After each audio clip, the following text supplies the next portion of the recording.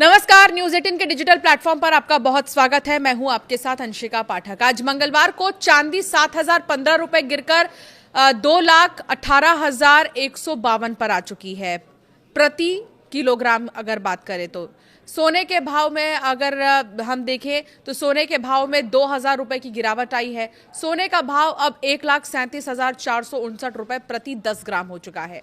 वैश्विक बाजारों में जारी उतार चढ़ाव के बीच सोने और चांदी की कीमतों में बड़ी गिरावट दर्ज की गई है। सुरक्षित निवेश माने जाने वाले सोने पर इस बार दबाव साफ दिखाई दे रहा है, जिससे कि निवेशकों की चिंता बढ़ गई है। ब्लूमबर्ग की रिपोर्ट के अनुसार अंतर्राष्ट्रीय बाजार में सोने की कीमत करीब 3.8% तक गिरकर $4,320 प्रति औंस तक पहुंच गई है, जो पिछले साल के स्तर के आसपास है। लगातार 8 सत्रों से जारी गिरावट ने बाजार को चौंका दिया है और इसे कई दशकों की बड़ी गिरावटों में गिना जा रहा है। घरेलू बाजार में क्या हाल है, आइए आपको ये बताते हैं। भारतीय कमोडिटी बाजार में भी इसका सीधा असर देखने को मिला है। एमसीएक्स पर सोने की कीमत करीब 7,115 रुपए टूटकर 1,37,377 रुपए प्रति 10 ग्राम तक पहुंच गई है। तो वहीं चांदी में और बड़ी गिरावट दर्ज की गई है, जहां कीमत 13,606 रुपए फिसलकर 2,13,166 रुपए प्रति किलोग्राम रह गई है। सिंगापुर बाजार में स्पॉट गोल्ड 3.3% गिरकर $4,343 प्रति औंस पर आ गया है, जबकि चांदी भी 3.4% की गिरावट के साथ $65.61 पर पहुंच गई है। अन्य कीमती धातुएं जैसे प्लैटिनम और पैरिडियम भी दबाव में ही रही हैं। गिरावट की क्या बड़ी वजह है, ये भी समझिए। सोने और चांदी में इस तेज गिरावट के पीछे कई वैश्विक कारण माने जा रहे हैं।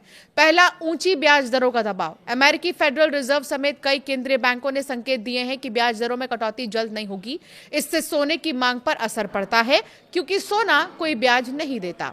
दूसरा, महंगाई और तेल कीमतें। मिडिल ईस्ट में बढ़ते तनाव के चलते कच्चे तेल की कीमतों में तेजी आई है, जिससे महंगाई का खतरा बढ़ा है और बाजार में दबाव बना है। तीसरा, मजबूरी में बिकवाली।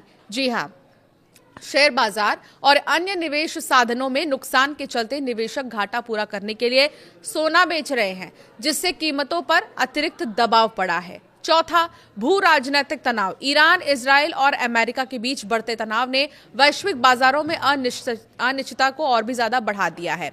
अब सवाल ये कि क्या और उछाल आएगा। विशेषज्ञों का मानना है कि हालिया गिरावट के बाद सोना ओवरसोल्ड जोन में पहुंच चुका है। 14 दिवसीय आरएस इंडिकेटर 30 से नीचे जाने को आमतौर पर ज्यादा बिकवाली का संकेत माना जाता है। ऐसे में अल्पावधि में कीमतों में हल्का सुधार संभव है, लेकिन ये पूरी तरह वैश्विक परिस्थितियों पर निर्भर करेगा। निवेशकों की क्या सलाह है, अब ये आपको बताते हैं। बाजार विशेषज्ञों के अनुसार फिलहाल निवेशकों को सावधानी बरतने की जरूरत है। शॉर्ट टर्म में उतार चढ़ाव जारी रह सकता है। लंबी अवधि के निवेशक गिरावट का फायदा उठाकर धीरे धीरे खरीदारी कर सकते हैं। वैश्विक घटनाक्रम और ब्याज दरों के संकेतों पर नजर बनाए रखना जरूरी है। कुल मिलाकर सोने और चांदी की कीमतों में आई ये बड़ी गिरावट निवेशकों के लिए जहां चिंता का कारण है, तो वहीं लंबी अवधि में इसे अवसर के रूप में भी देखा जा सकता है। सोने की कीमतों का सफर कैसा रहा, ये भी आपको बताते हैं। 1,46,000 से 1,40,000 तक सोने में इस साल की शुरुआत में तेजी देखने को मिली थी, लेकिन पिछले कुछ ही हफ्तों में मुनाफा वसूली और वैश्विक कारणों से इसमें गिरावट भी आई। शुरुआती स्तर की अगर बात करें 31 दिसंबर 2025 की, तो 1,33,000 ऑल टाइम हाई। 29 जनवरी 2026 में ये 1,76,000 हुआ। सिर्फ एक महीने में भारी उछाल देखने को मिला। और मौजूदा स्थिति की बात करें तो अपने उच्चतम स्तर से सोना अब तक 36,552 रुपए सस्ता हो गया है।